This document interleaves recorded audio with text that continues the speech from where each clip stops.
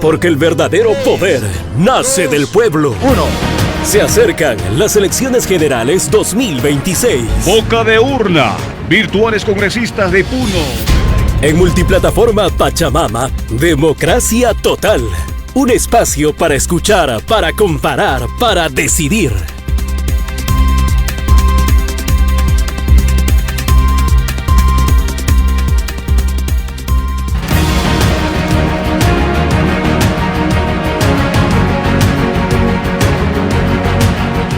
Exactamente en todo el territorio nacional, 2 de la tarde con 2 minutos, y a esta hora de la tarde iniciamos una edición más de Democracia Total, siempre por Pachamama Radio. Hoy es 26 ya de febrero, estamos en los últimos días del segundo mes del año y entramos ya prácticamente a un tramo donde se van a decidir, la verdad, las cosas. Al menos en las últimas semanas de marzo ya se va a ir bosquejando mucho más claras las tendencias, ¿no?, en cuanto a esta decisión responsable que debemos asumir todos los peruanos, es decir, de cara a elegir al próximo presidente o presidenta de nuestro país. El 12 de abril son las justas electorales, ya la campaña electoral está tomando forma como debiera ser, y lo importante es, como lo manifestamos aquí, es escuchar sobre todo las propuestas de los candidatos y, cómo no, su percepción, su opinión acerca de la realidad que vive nuestro país y, cómo no, también la realidad que vive el departamento de Puno. Como siempre, los invito a que puedan establecer contacto con nosotros, y para ello las vías de comunicación están plenamente aperturadas. Los números telefónicos 951-3005-60 y 951-3005-61 están a su completa disposición. Y la otra alternativa es la multiplataforma de Pachamama Radio. Usted escribe en el Facebook Pachamama Radio y automáticamente va a establecer contacto con la transmisión en directo. Ahora mismo estamos saliendo en vivo y en directo, y allí también usted puede dar a conocer su opinión, sus preguntas al candidato. Esta tarde, en unos minutitos más, voy a tener el gusto de conversar con el candidato al Senado por Libertad Popular. Se trata de una conocida figura política en el plano nacional, don Gino Costa Santolaya. Reitero, él es candidato a senador por el partido político Libertad Popular, que tiene como candidato a la presidencia de la República a don Rafael Belaúnde Llosa. En unos minutitos más voy a conversar con él. Por lo pronto, yo quiero comentar un tema que no debe pasar desapercibido. En el diario Los Andes, el día de hoy, se ha publicado una noticia referida a un candidato de Ahora Nación. Ahí lo están viendo en pantalla. Se trata del médico Jorge Enrique Sotomayor Perales, que pone a disposición, pues, ¿no?, del señor López Chao sus camionetas. Y bueno, lo que se devela ahí es un patrimonio bastante importante, lo cual no está mal, ¿no? Sin embargo, las conjeturas y las suspicacias surgen en estos periodos cuando se van realizando las evaluaciones, ¿no?, en el último tramo de este periodo de gobierno, ¿no? Y lo que se ha dado a conocer, por ejemplo, es el crecimiento vertiginoso del patrimonio de quienes llegan a ocupar, en este caso, el cargo de congresistas. Dos ejemplos: el señor Carlos Ceballos, ¿no?, cuyo patrimonio al inicio de este periodo de gobierno era, ¿no?, de unos aproximadamente 112.000 soles, ¿no? Y hoy ese patrimonio supera los 1.400.000 soles, ¿no?, aproximado de 700% este crecimiento. ¿Cómo así, no? ¿Cómo así? Uno se pregunta, ¿no? Porque además el ciudadano, y tal cual lo demuestran los estudios, ¿no?, los sondeos de opinión, la población en general no siente que haya sido representada y que sus demandas hayan sido atendidas, ¿no? En la actualidad, prueba de ello es esa aprobación que apenas alcanza y roza en realidad el 3%, ni siquiera el 5%, ¿no? Lo mismo ocurre con el señor Flavio Cruz Mamani, ¿no?, de similar forma. Y entonces, al tener cierto patrimonio, lo que uno interpreta, y esta es una opinión que recoge del electorado, de la población en general, es que algunos de estos personajes buscan llegar al Congreso de la República, en este caso, para gozar de esas joyerías, para hacer lobbies, y de esta manera enriquecerse. Y mientras tanto, los problemas de salud, los problemas de educación, el tema de la minería ilegal, el tema de la delincuencia, continúa incrementándose. Y esa es la realidad que vive el país. Además, y esto es de conocimiento general, a través de esas actividades ilegales, muchos personajes, ¿no?, se han adentrado, se han insertado en la política peruana. Y eso tampoco nadie lo puede negar. Eso en relación a estos temas que son preocupantes y que en todo caso merecerían también la atención desde el próximo Congreso, el Congreso bicameral, ¿no? ¿Cómo frenamos estos temas, ¿no?, que están vinculados, por ejemplo, al tema del lavado de activos? Son temas bastante sensibles y que se constituyen uno de esos elementos que no nos permiten avanzar como país. Y en el ámbito nacional, bueno, el gabinete de Nice Miralles ha señalado no tener injerencia de Alianza para el Progreso y Perú Libre, ¿no?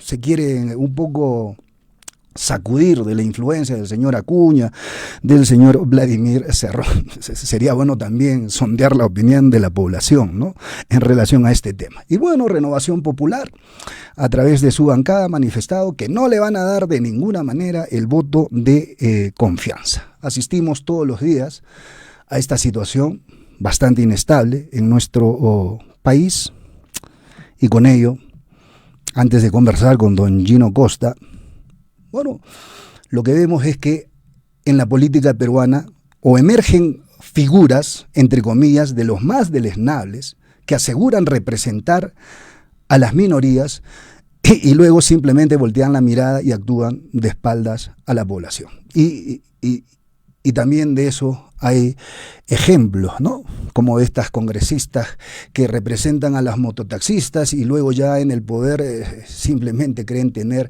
injerencia, algo de poder, y quieren ejercerlo en beneficio propio, no en beneficio de la población. Bueno, y en algunos otros casos se consolidan algunos alfiles, ¿no?, los denominan títeres ahora, sí. Sí, ciertamente esa apreciación no está fuera de la realidad.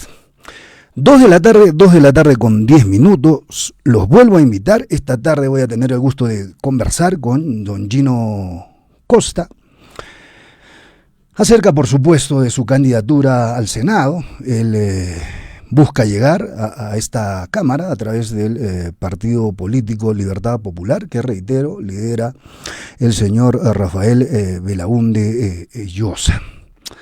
A él le doy en esta tarde soleada aquí en la región Puno la más cordial bienvenida a la región Puno, al departamento de Puno. Y bueno, para ir avanzando rápidamente en la entrevista, usted sabe, don Gino, que el tiempo en los medios de comunicación en realidad suele ser muy corto, pero en todo caso apelamos a la capacidad de síntesis de su parte. Libertad Popular, ¿qué sintetiza el nombre Libertad por un lado y Popular por el otro?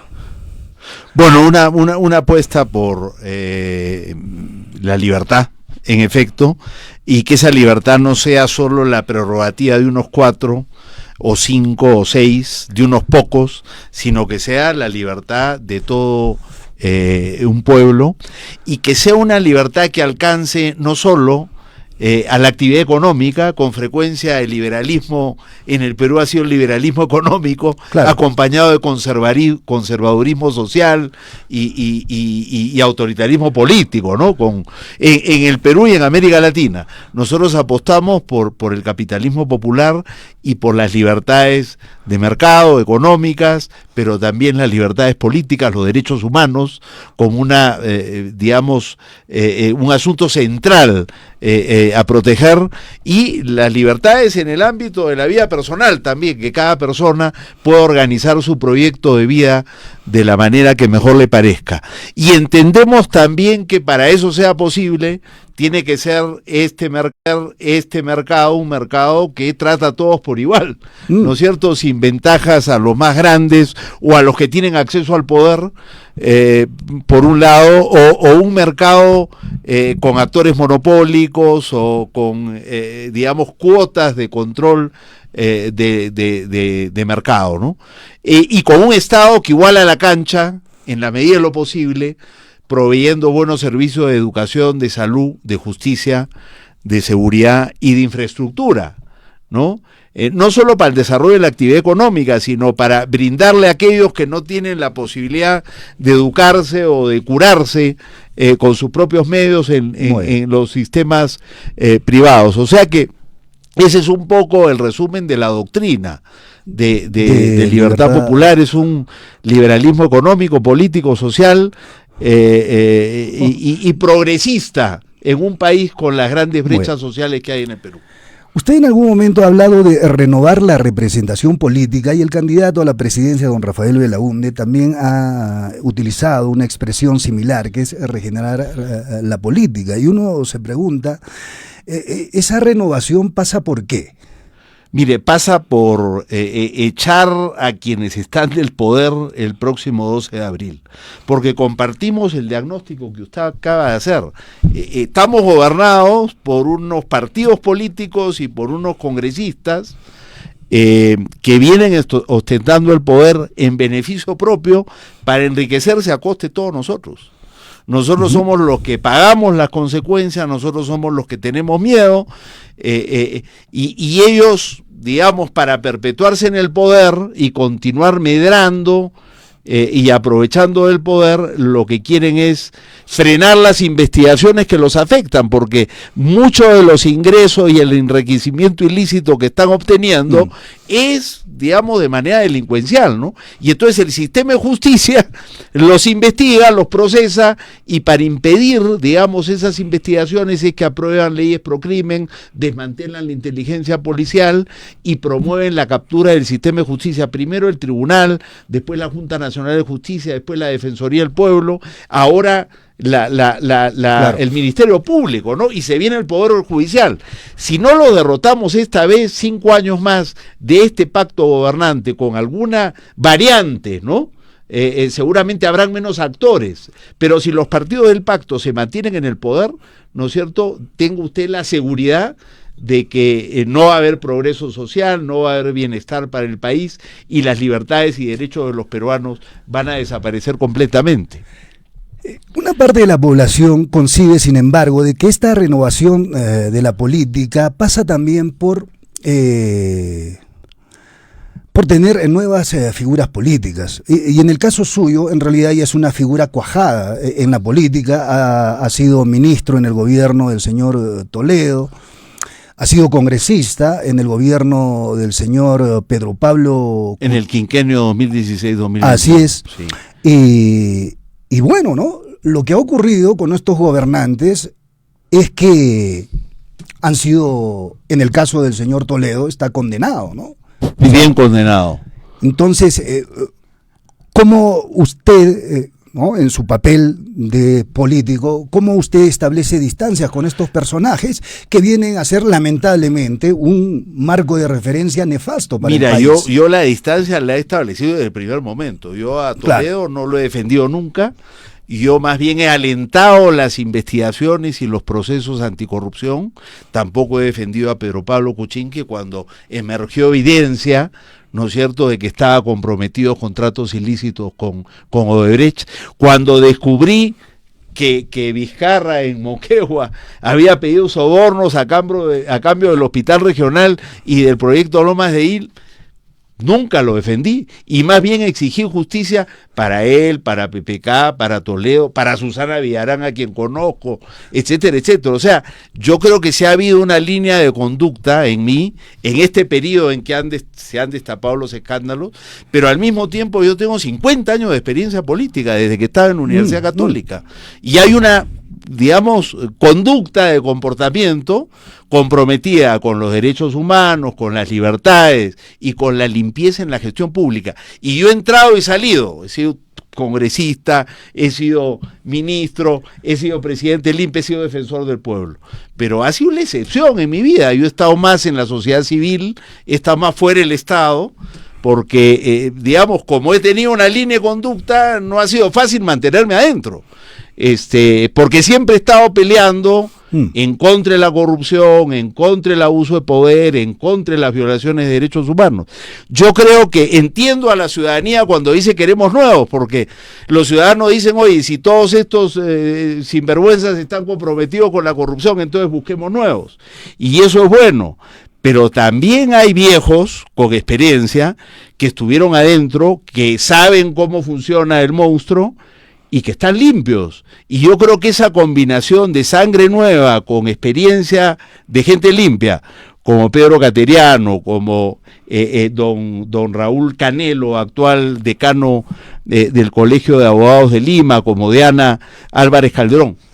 ¿Qué? Algunos de los candidatos al Senado Nacional que me acompañan en Libertad Popular, digamos, es una buena combinación con gente como Diego Pumarea, que va a diputados, que es un muchacho de 30 años, un poquito más, Natalia Rodríguez, la misma edad, o Nora Loredo, que es mayorcita como yo, que van a diputados. ¿Qué le responde usted a quienes consideran a usted un político camaleónico, ¿no? Dado su recorrido por diferentes partidos, ¿no? Ahora mismo, hace poco, usted junto a Marisol Pérez Tello está emprendiendo, buscando crear un partido. Buscando crear el partido Lo Justo. Ha sido también usted partícipe por el Partido Morado. Yo he sido invitado al Partido Morado. Por el Partido también, Morado. Entonces, usted entenderá de que la interpretación es directa de la población. Es una pregunta muy válida.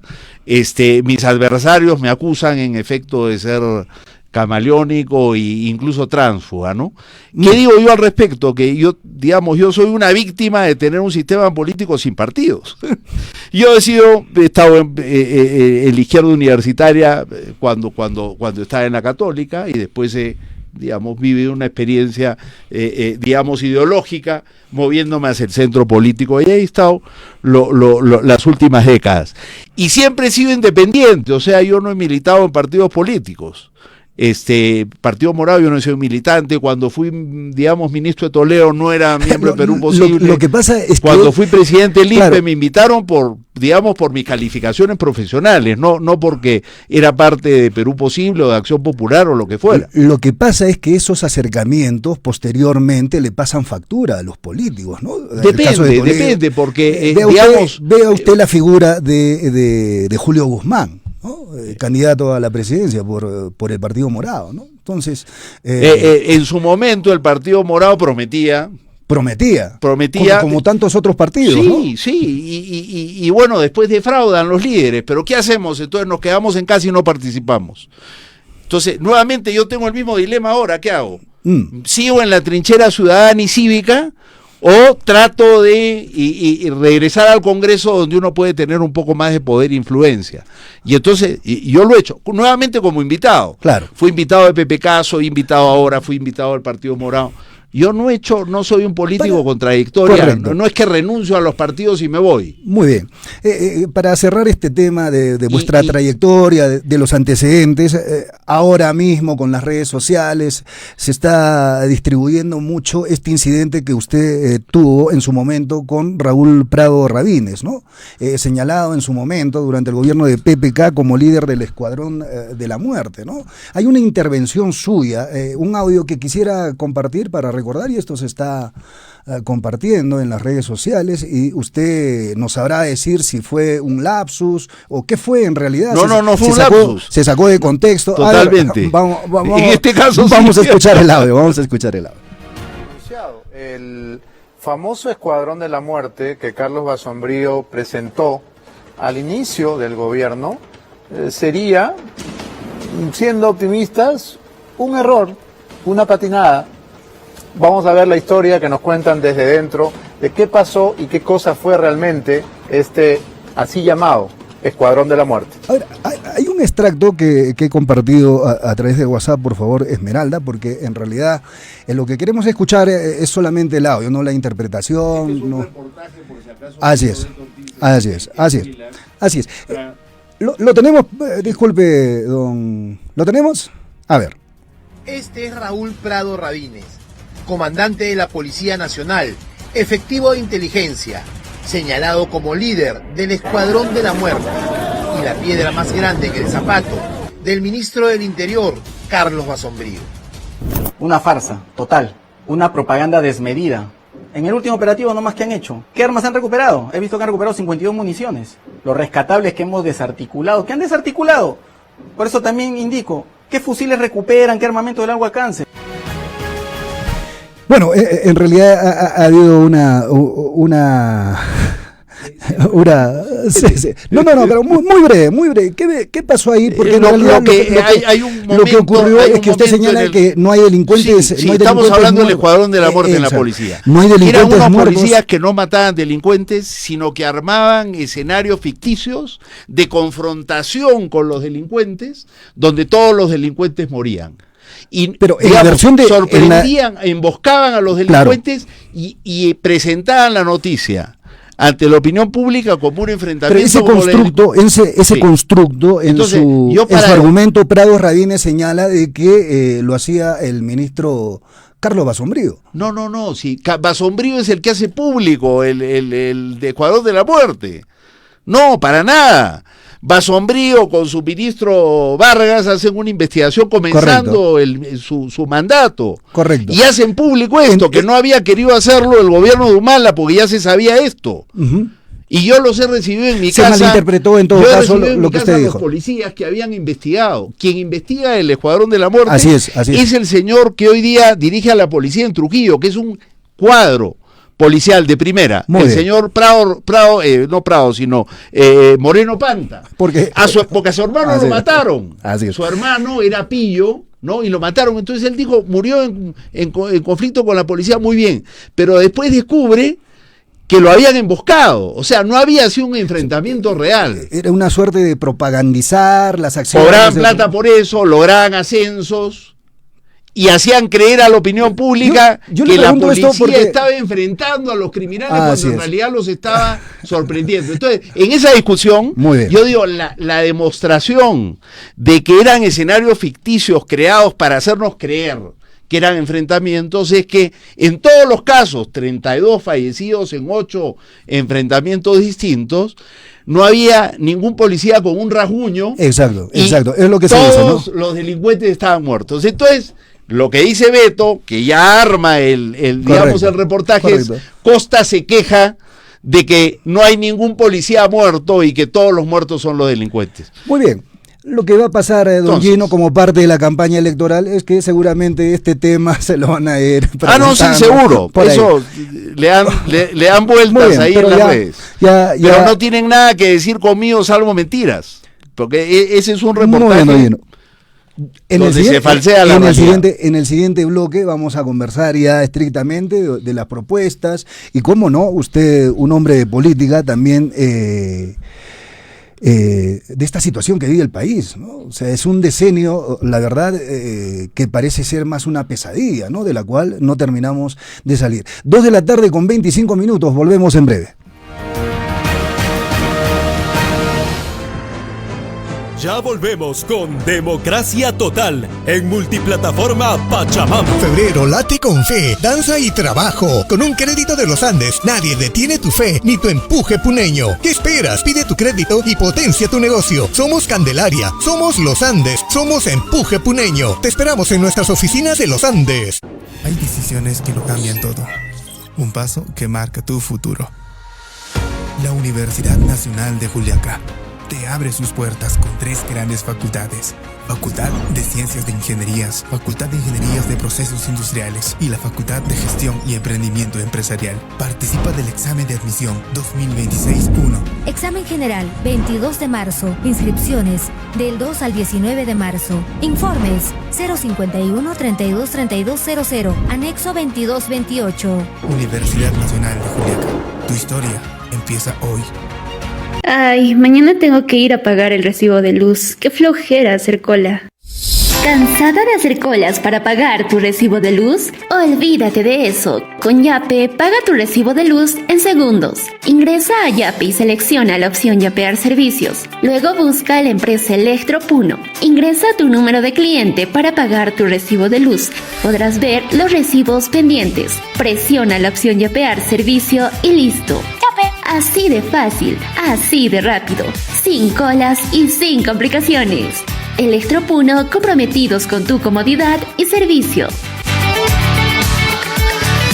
La unidad de posgrado de la Facultad de Enfermería de la Universidad Nacional del Altiplano convoca al proceso de admisión 2026 de la maestría en Salud Pública en las siguientes menciones: Dirección y Gestión de Servicios de Salud, Epidemiología, Cronograma de Actividades, inscripciones vía web del 2 de enero al 18 de marzo, calificación de expedientes 19 al 20 de marzo, entrevista personal presencial 21 al 22 de marzo, publicación de resultados 22 de marzo, matrículas del 23 al 27 de marzo, apertura e inicio de actividades académicas 6 de abril. Para mayor información al 973 1049 0904 o puede personarse en el pabellón administrativo de biomédicas, tercer piso, oficina 303, Universidad Nacional del Altiplano. 2 de la tarde y 28 minutos.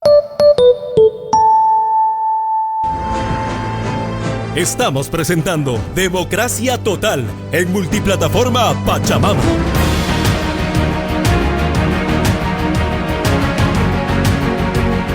2 de la tarde con 28 minutos. Estoy esta tarde conversando con el candidato a senador por Libertad Popular, don Gino Costa Santolaya.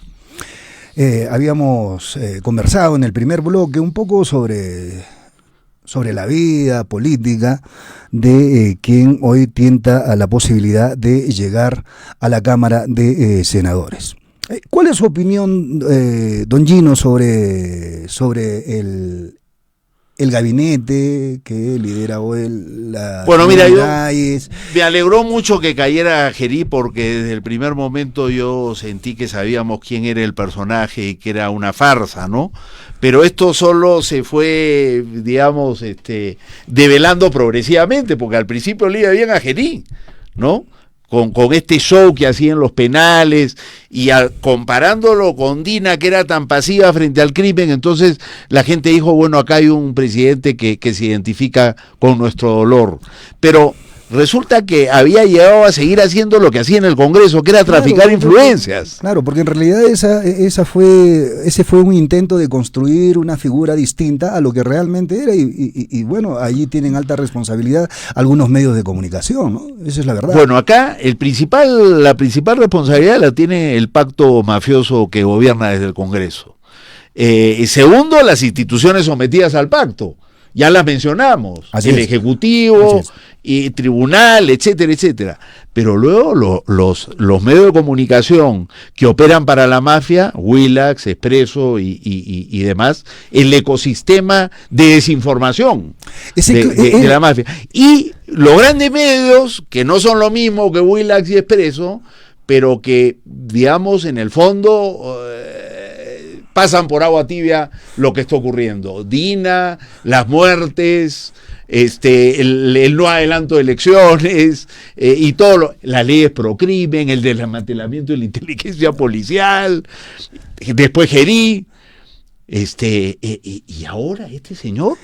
Es vergonzoso. ¿Usted ha visto el prontuario de este señor? Claro, destituido por supuesto, como fue Supremo, por destituido del colegio de abogados donde fue presidente. El colegio lo ha denunciado porque no ha podido explicar dónde están casi 3 millones de soles. Abrió cuentas a su nombre y exigía que los miembros de la orden depositaran en esa cuenta, y no ha rendido cuentas, no hay libros, nada. Y por supuesto, la declaración es vergonzosa de que está a favor del sexo entre varones adultos, ¿no es cierto?, con niñas. Y además lo más fresco, don Gino, y en esto, encontramos algunas coincidencias, es señalar que, por ejemplo, se enteró de la situación terrible que está viviendo Arequipa por la radio. Es decir, este señor, ¿dónde es que vive? Muchísimo tiempo. Ellos están, digamos, pensando en ellos, como le digo, y están enriqueciéndose a nuestra costa. Y lo que quieren es seguir en el poder el mayor tiempo posible para seguir, ¿no es cierto?, robando y medrando del poder. Y para poder hacerlo tienen que someter a todos los poderes. ¿Y se puede abrigar alguna esperanza de cambio, don Gino, teniendo en cuenta lo siguiente? Y es que muchos de los parlamentarios, ¿no?, que ciertamente no tienen ninguna simpatía con la población, muchos de esos personajes hoy mismo son candidatos. Y gracias también a leyes que se han construido, pues, ¿no? Para Pero en garantizar... nuestras manos está votar por ellos, ¿no? O votar por las alternativas a ellos. Y entre las alternativas hay muchos que son alternativa al pacto porque quieren sumarse al pacto y no porque quieren, digamos, revertir y reconstruir lo que ha deshecho el pacto. Entonces hay que saber muy bien quiénes son los que de verdad están comprometidos, ¿no?, para derogar las leyes pro crimen, para reconstruir la policía y la inteligencia policial, para sacar a los cuellos blancos del puerto de las más altas esferas de la fiscalía, para devolverle poder a los equipos especiales que investigaban Lavajato, Cuellos Blancos. Todo eso se ha desbaratado porque el objetivo es acabar con esos procesos de anticorrupción y acabar con las investigaciones por violaciones de derechos humanos que han estado desarrollándose acá todos estos años. Para eso desmantelaron el Eficavit. Entonces, bueno, permítame interrumpirle aquí, don Gino, y esto tiene que ver con lo que ha ocurrido el 2022 y el 2023, y que ha involucrado, lamentablemente, traído consecuencias funestas para la región Puno, puesto que el 9 de enero, usted lo sabe, ¿no?, en la ciudad de Juliaca el gobierno ha matado a nuestros coterráneos, y simplemente, ¿no?, el gobierno ha desactivado ese equipo especial de pero de no es el fiscales. Gobierno, es Tomás Alaíno Gálvez, el fiscal de la Nación interino, que fue destituido por ser parte de la red criminal Los Cuellos Blancos del Puerto, que ha regresado con Patricia Benavides y con otros a las altas esferas del Ministerio Público, gracias a ¿quién? Al Tribunal Constitucional elegido por este Congreso y a la Junta Nacional de Justicia elegida por este Congreso y por el apoyo del Congreso. Entonces no es que de casualidad están ahí, no, por supuesto están que no. ahí Por supuesto que no. porque este pacto mafioso necesita fiscales y jueces mafiosos. Y lo único que falta que controlen y que dominen plenamente es el Poder Judicial. Pero el resto, Tribunal, Junta, Defensoría, Contraloría Ministerio Público. Y Ministerio Público está en manos de estos señores. Y es en manos criminales, no es que son señores del otro bando político, no, este no es un tema de doctrina o de diferencia ideológico-política. Este es, digamos, los limpios frente a los sucios, los buenos frente a los malos, los corruptos frente a los íntegros. Eso es lo que está en juego. No podemos permitir que el país, ¿no es cierto?, caiga definitivamente en manos de los sinvergüenzas. Y eso es lo que va a ocurrir si no derrotamos en las elecciones del 12 de abril a los partidos del pacto que nos gobierna. Permítame hacerle dos preguntas. ¿Qué propone como Libertad Popular en este sentido?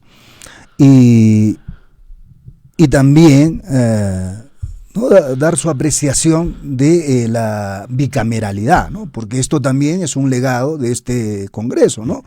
Y el argumento es que se van a garantizar mejores leyes, ¿no?, con la Cámara de Senadores. ¿Qué interpretación le da usted a estos dos temas? Mira, me dice qué proponemos en relación con las masacres y con todo lo que ha ocurrido en torno a eso. Bueno, se desactivan, ¿no? Equipos. Entonces, lo primero que decimos es, oye, ese equipo que se desactivó, felizmente tuvo que retroceder Gálvez. Hay que ser muy vigilantes para que no lo vuelva a desactivar, porque ya nos hizo saber que lo que quiere es enterrar esas investigaciones fiscales. Entonces, hay que garantizar que los equipos fiscales se mantengan, que acusen y que vayan a juicio. Esos fiscales para defender su acusación ante la justicia, y que la justicia provea los recursos para que esos juicios sean rápidos.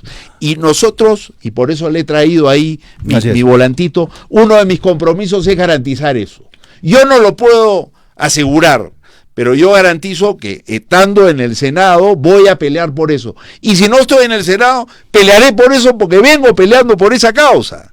Yo no es que armo un programa ahora que voy al Senado. Yo tengo un programa que tuve cuando a lo largo de los 50 años que he hecho carrera política, que tuve en el Congreso, que tengo ahora en la trinchera cívica y que retomo, por supuesto, para la nueva fase que se inicia. Entonces, primero, ¿no es cierto?, garantizar la continuidad de esos equipos y que la justicia hable en relación con esos crímenes de lesa humanidad, ¿no es cierto?, hable sin interferencia política. Si no lo logramos, nos vamos a la Corte Penal Internacional. De acuerdo. Primero. Segundo, Comisión de la Verdad para esclarecer los hechos que ocurrieron en esa masacre y la responsabilidad, y ayudar a que esa Comisión de la Verdad airee todo lo que ha ocurrido y aliente la acción de la justicia en el ámbito que ya hemos... Y tercero, si me permite, Javier, sí. Estamos proponiendo una comisión parlamentaria y para esto tenemos que ser mayoría, ¿no es cierto? Mayoría no nosotros, las fuerzas democráticas comprometidas con la renovación y el cambio. Claro, hay que proyectar consensos, ¿no? Y el restablecimiento del Estado de Derecho. Nosotros hemos logrado grandes consensos. En el 2011 impedimos que el fujimorismo llegara al poder. En el 2016 también. El 2021 fue más difícil porque esa alianza, ¿no?, se rompió. Pero hay que reconstruirla. Esa alianza hay que reconstruirla, ya seguramente con otro nombre, pero es un gran frente democrático el que necesitamos. Entonces, lo que estamos planteando es una comisión parlamentaria que investigue cómo se tomó el Tribunal Constitucional, cómo el pacto tomó la Junta Nacional de Justicia, la Defensoría del Pueblo, la Junta Nacional y establecer las responsabilidades en el Congreso y en esos órganos judiciales, someter a la justicia a esos sinvergüenzas que hoy día están en el poder. De acuerdo. Ese es el compromiso, pero somos claros de que no podemos asegurar que eso se hará si no tenemos pues la mayoría necesaria, ¿no? La bicameralidad. Mire, la bicameralidad, nosotros somos de la opinión que en el referéndum del 18, y yo estoy a favor de la bicameralidad, porque todos los expertos dicen que es un mejor sistema. Así es. Que la Cámara unicameral donde salen las leyes como pan caliente. Pero lo cierto es que la mayoría ciudadana opinó en sentido contrario. Había dicho que no. El 2018. Entonces yo creo, y esto lo comparten varios colegas en Libertad Popular, que nosotros debemos proponer ir a un nuevo referéndum, entrar en una discusión sobre el régimen constitucional y los cambios que hay que hacer al régimen constitucional y votar si queremos bicameralidad o no nuevamente, en respeto al ejercicio ciudadano del voto en el referéndum del 2018. Usted señala como propuestas esta conformación de comisiones y me trae a la memoria estos clichés rimbombantes, ¿no?, de sendas comisiones que se han establecido para, por ejemplo, tratar la remediación de la contaminación ambiental aquí en el departamento de Puno. Mesas técnicas, ¿no?, comisiones de alto nivel y sin embargo literalmente no ha servido para absolutamente nada. Y no estamos hablando de necesariamente consecuencias de la minería ilegal o informal, sino estamos hablando de empresas mineras formales. Mire, yo estoy pensando en algo parecido a lo que ocurrió en las postrimerías del régimen Fujimori cuando cayó el régimen de Fujimori.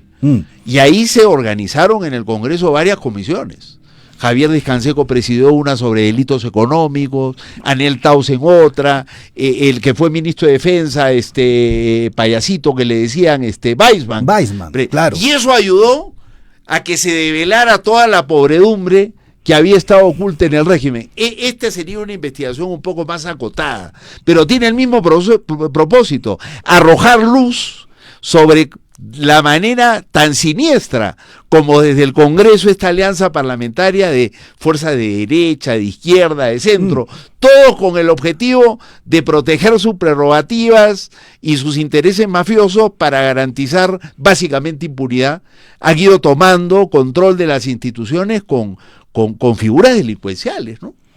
Entonces yo creo que si llegamos al punto de que lo derrotamos, para poder purgarlos de las instituciones, necesitamos un proceso de investigación como ese, porque si no, no va a ser fácil sacarlos.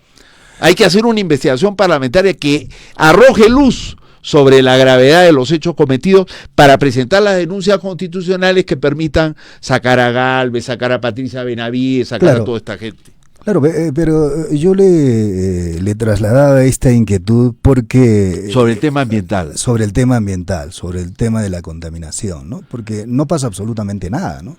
Y lo peor de todo es que se vienen gestando nuevos proyectos mineros de espaldas a esa denominada licencia social. Entonces, ¿cómo el poblador, ¿no? El poblador que tiene el agua contaminada, que no puede cultivar, ¿no?, sus productos en las cuencas Ramis, cuencas Suches, en la cuenca Llanimayo. Que no es un problema nuevo en Puno, ¿no? No, por cierto. Yo tengo algunos años de no venir, pero el reclamo vea usted sigue siendo el mismo. Que han pasado varios decenios en realidad y seguimos asistiendo a esta triste realidad que, lejos de ser aplacada, ¿no?, continúa en aumento, lo mismo que la delincuencia.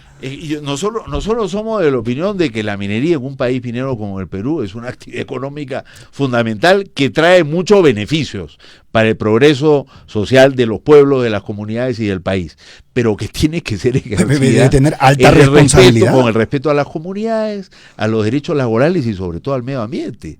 Y entonces las empresas formales o informales que vulneran esas normas tienen que ser sometidas a un Estado de Derecho. Por eso decimos que necesitamos un Estado de Derecho pues fuerte, ¿no? Y que haga sentir el peso de la ley y que se imponga a través del sistema de justicia esa idea de que todos estamos sometidos a las leyes. Quien no cumple tiene que pagar. Explíquele usted a los radio oyentes, don Gino, la propuesta de libertad popular. ¿Ustedes apuestan por un libre mercado, por la inversión privada? Y sin embargo, si nos trasladamos a la estadística, a la data, en la región Puno, por poner solo un ejemplo, en la región Puno seguimos padeciendo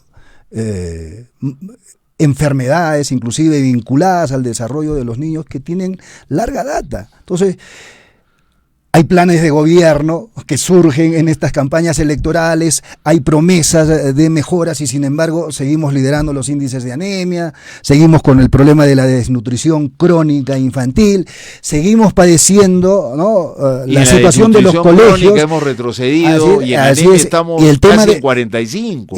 En el tema de los servicios, de salud, las brechas son impresionantes. No, porque es que el retroceso en los últimos años ha sido pues impresionante, ¿no? Porque con una casta en el poder que solo piensa en ella, eso tiene pues unos perjuicios inmensos al ciudadano común y corriente. Nosotros pagamos la consecuencia. Se incentiva a la gran empresa y no se incentiva de la misma manera al pequeño agricultor, al pequeño emprendedor. Lejos de ello se le pone trabas sin número. No solo la gran empresa, la empresa también informal y la empresa criminal. O sea, pero ellas actúan al margen de la ley. Hoy día la mitad del oro, más de la mitad del oro lo producen los ilegales, los informales y la minería ilegal, como se conoce, ¿no? Entonces, ahí hay un desafío. formalizando a los informales y a los artesanales y siendo implacables contra los claro, porque ley, ve usted, explotan áreas usted acaba prohibidas. de estar, así es, usted acaba de estar en la ciudad de Juliaca, y Juliaca es una ciudad de emprendedores. Prácticamente el 90% de quienes habitan la ciudad de Juliaca son emprendedores. Son emprendedores. Sin duda, es un gran centro comercial. Y ellos son calificados como informales. Pero ¿cuál es la apuesta del gobierno, del Estado, por incentivar a la formalidad? Lejos de eso, lo que hacen es ahuyentar, ¿no?, estos emprendimientos, y vamos a seguir ¿no?, por muchos años más viviendo. Claro, porque la formalidad cuesta demasiado, ¿no? Ser formal cuesta demasiado, cuesta caro, y el Estado además no brinda los beneficios de ser formal, no los retribuye, ¿no? Por supuesto. Entonces, ¿cuál es la motivación? ¿Cuál es el incentivo? Ahí el desafío es inmenso, ¿no? Ahí el desafío es, pero yo creo que ese es el camino, ¿no? No veo otro. Y sí me preocupa, sí nos preocupa el tema ambiental, señalando que somos, digamos, favorables a la actividad minera, pero siempre y cuando se someta pues a las leyes de la República. Lo que ocurre hoy día es que tenemos un Congreso que alienta la minería ilegal e informal a través del Reinfo. Somos un gobierno que coacta a la policía en relación con los explosivos, ¿no es cierto?, para intervenir frente a la minería ilegal, etcétera, etcétera. Y los entes reguladores, por ejemplo, del cianuro, del mercurio, no hacen su trabajo. Quien tiene su CAME, que tiene que controlar los explosivos, no los... Entonces, por eso estamos diciendo, libertad de mercado sí, pero con un Estado que tiene que ser fuerte en hacer cumplir la ley y en producir justicia. Que no nos gane el tiempo, don Gino, y un tema que nos interesa absolutamente a todos es el de seguridad ciudadana. Sí. La sensación de inseguridad de los peruanos y de Puno. Es... bueno, Puno tiene en la ciudad de Juliaca altos índices de criminalidad, en la Rinconada, por el tema de la minería. ¿Cuál es la propuesta puntual de ustedes? Mira, precisamente para el viaje revisaba las cifras de ENAPRES, que es la encuesta que hace INEI regularmente, ¿no? Todos los meses se está recogiendo información. Victimización 35.1, victimización por delincuencia, o sea, el último año 35.1 personas, porcentaje, sobre 100, sostienen haber sido víctimas de la delincuencia. En Puno, es el índice de victimización por delincuencia por regiones más alto del país. Así es. O sea, no solo Juliaca, la región. Claro. Uno. Dos, la percepción de inseguridad, gente que tiene miedo de caminar por su barrio y no, pues y es por que, su calle que de uno ya no puede salir de casa tranquilo. Y claro, ¿en qué se traduce esto? ¿Cuánta gente confía en la policía? En Puno, 7.6. Es uno de los indicadores más bajos a nivel nacional. Puede sonar a chiste, entonces, don Gino, pero el puneño, por los últimos acontecimientos en los que se han visto involucrados efectivos policiales, dice, ¿no? Si yo veo un policía, la verdad no sé si me va a asaltar o me va a permitir seguir mi camino. No solo por eso, sino que con lo ocurrido en las protestas, ¿no?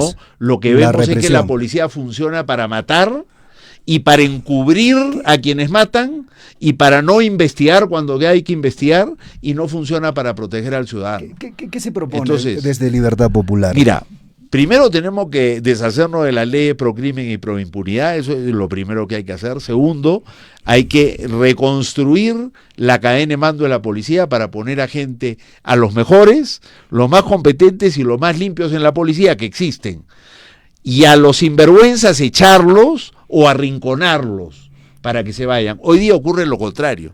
Hoy día los leales y los corruptos son los que le va bien en la policía, porque se llevan bien con esta, digamos, con este pacto político mafioso, y entonces tal para cual, ¿no? Uno es hecho a la medida del otro. Entonces hay que cambiar esa lógica. La policía no está al servicio de los corruptos en el poder, la policía está al servicio de proteger a la gente. Tercero, reconstruir la inteligencia policial. Para enfrentar los problemas criminales lo que necesitamos es inteligencia. Y eso es lo que menos hay, al parecer, inteligencia, ¿no?, electrónica. yo hablo mucho con los policías sobre estos temas, sobre todo ahora que estamos preparando el debate de campaña y todo. Y la policía dice, ¿tú crees que estos parlamentarios que aprueban estas leyes pro crimen que solo favorecen a los delincuentes quieren que nosotros tengamos las herramientas tecnológicas necesarias para saber, digamos, para saber quiénes están por WhatsApp amenazando y extorsionando? ¿Tú crees que quieren que tengamos las herramientas tecnológicas para seguir la ruta del dinero a través del YAPE, del PLIN y de las transferencias bancarias? No. Y entonces la policía no tiene esas herramientas porque quienes están en el poder están coludidos con quienes viven de la extorsión y el sicariato. Es decir, que entonces, ustedes proponen también, qué sé yo, la reconstrucción de comisarías hasta el año pasado. La prioridad, primero los mandos de la policía, sacar Correcto. A los corruptos, claro, y poner a gente competente. Y segundo, poner la atención en la inteligencia. Correcto. Porque correcto. Es ahí donde esa es la herramienta. Y eso la destruyó, porque se estaba reconstruyendo la inteligencia, acuérdate, con la DIVIAC, que la creamos nosotros el año 2016. ¿Y quién se la tiró? Santibáñez, ¿a pedido de quién? De Dina, para protegerla a ella y a su entorno, está de a Patricia Benavides y a sus aliados en el Congreso. ¿Por qué le hacía referencia a esta situación que vive la policía, que es de absoluta precariedad? Hacía referencia a las comisarías que ni siquiera tienen una computadora y entonces uno va y establece una denuncia policial. Por supuesto que sí, entonces, pero todo viene a ser un conjunto también. Por supuesto, ¿no? Que sí, pero yo digo prioridades. Primero, Correcto. Inteligencia, las unidades de investigación criminal, la IRINCRI y sus ramas a lo largo de todo el país, para que cuando hay un crimen tengamos la capacidad de investigarlo rápidamente y ni siquiera esperar a que ocurra el crimen. A través de la inteligencia tú tienes a la policía ubicando a las organizaciones criminales en el territorio, y para eso tienen dinero para comprar la colaboración para eso tienes espías, para eso tienes interceptación telefónica y para eso tienes herramientas para interceptar los mensajes de texto que hoy día la policía no tiene. Entonces, yo creo que va por ahí para empezar, y después vas a la comisaría, pero la comisaría no hace investigación del delito, pues. No, pero la comisaría es un recinto que debe estar plenamente equipado, ¿no? Si tenemos una comisaría que ni siquiera tiene saneamiento legal, dígame usted qué garantiza de que los efectivos, en primer lugar, tengan la seguridad de poder trabajar ahí. Por ¿no? supuesto. Vea que usted sí. La situación de la Rinconada. Sí. Ahora, Libertad Popular apuesta por la construcción de más cárceles. De todas maneras. Sobre todo para los... ¿Tienen focalizados algunos lugares? Sí, en la Serranía de Lima, en la cordillera de Viuda, que está camino a Loroya. Ahí hay un terreno que ya ha sido identificado, que lo conoce bien Rafael Belaunde, y ahí la idea es construir un